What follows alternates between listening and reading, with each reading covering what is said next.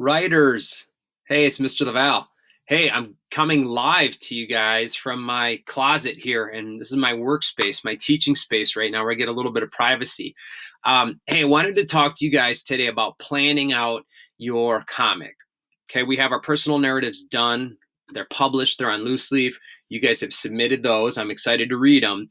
So now that we're done with that part, we want to start thinking about how do I take my personal narrative story and how do I turn that into a comic?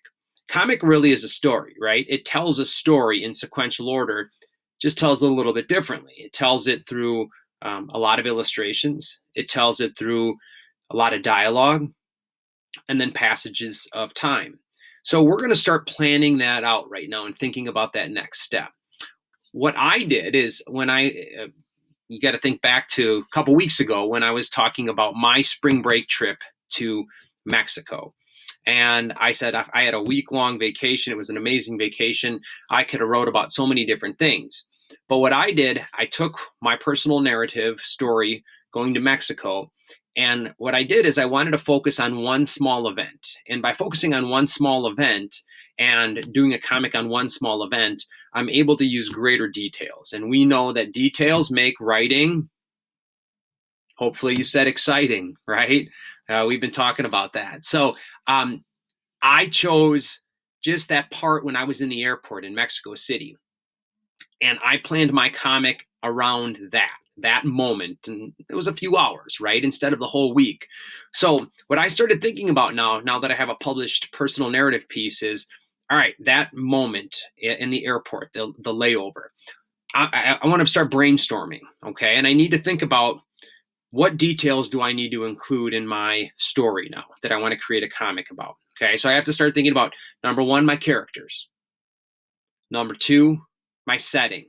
How do I want that to look? Where does it take place? What are the details involved that I need to show my reader?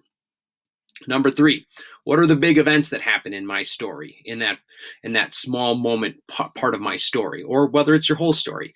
But what are the big events? And I need to start planning this out.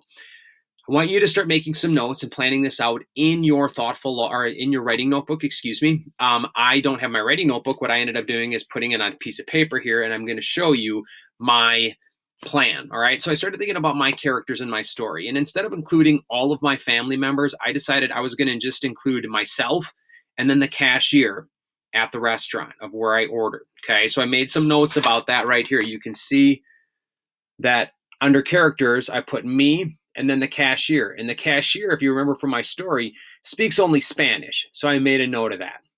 The setting of where I want this to take place is I want this to take place, obviously it was in the airport.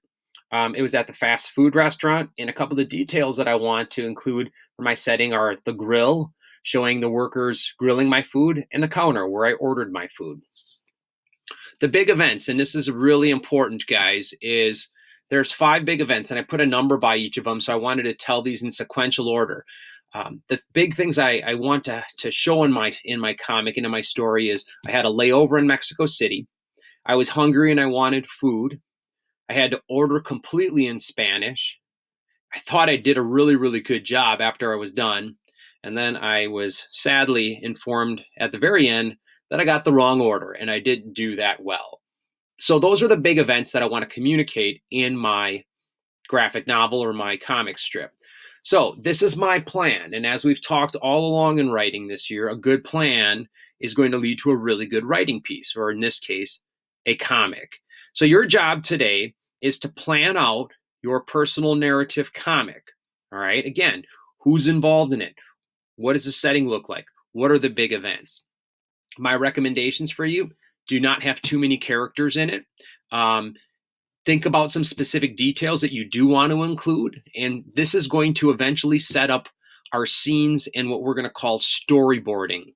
Tomorrow, I'm going to teach you how to do some storyboarding where we start to plan out frame by frame what we want our comic to start looking like. But this is the first step. So this is your job today. Spend about 20 minutes on this and have a good plan for our comics. Happy writing, writers. Can't wait to see what you guys come up with.